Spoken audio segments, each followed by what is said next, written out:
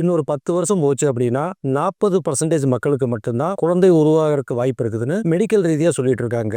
வணக்கம், நான் உங்க மதன். இப்போ நம்ம பேச போறது குழந்தையின்மை மிகப்பெரிய பிரச்சனையா இப்ப இருக்கிற காலகட்டத்தில் இருக்குது. ஆனா அதுக்கு தீர்வு வேதா நம்ம தமிழ் முறையில ஈஸியா கொடுக்குது. உதாரணத்திற்கு ஆண் ஜாதகத்திலையும் பெண் ஜாதகத்திலையும் சூரியன் சனி ஏதோ ஒரு விதத்துல சம்பந்தப்படும் போது இவங்க 2 பேர் திருமணம் செய்யறப்போ அவங்களுக்கு குழந்தை பிறப்பு தடையாகுது.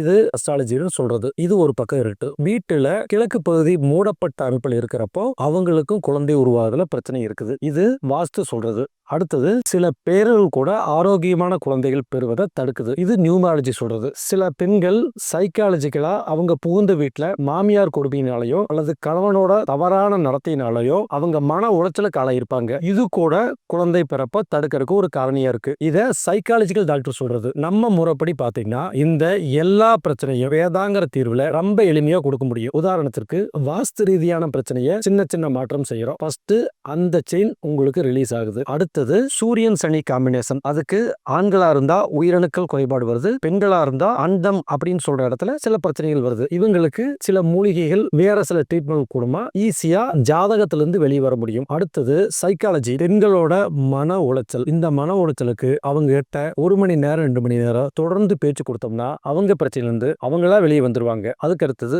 நியூமராலஜி. பெயர் சில சமயம் ஆரோக்கியமான குழந்தைகள் பெற தடையா இருக்கலாம். அந்த பேரை சில எழுத்துக்கள் மாத்தி போட்டா அந்த செயின்ல நீங்க வெளியே வந்துடுறீங்க. இப்போ இந்த 4ல இருந்து நீங்க வெளியே வர்றப்போ உங்களுக்கு எளிமையா எந்த விதமான ட்ரீட்மெண்ட் இல்லாம ஆரோக்கியமான குழந்தைகளை உங்களால பெற்றெடுக்க முடியும். நன்றி.